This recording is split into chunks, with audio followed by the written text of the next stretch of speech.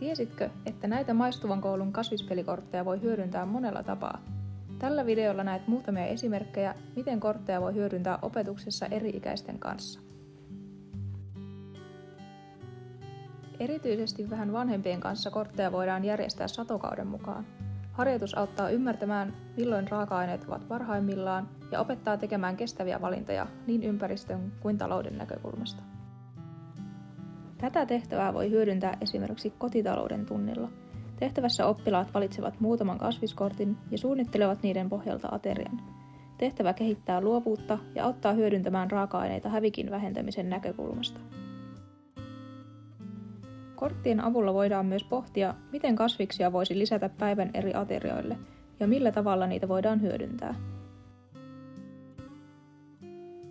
Korteista voidaan tehdä muistipeli, jossa etsitään pareja. Samalla tutustutaan eri kasviksiin. Aliaksessa kuvaillaan kortissa olevaa kasvista ilman nimeä ja muut yrittävät arvata. Peli kehittää sananvarastoa ja kasvisten tunnistamista keskittymällä niiden makuun, ulkonäköön ja käyttötarkoituksiin. Tässä tehtävässä pidetään korttia otsalla ja yritetään arvata, mikä kasvis on kyseessä.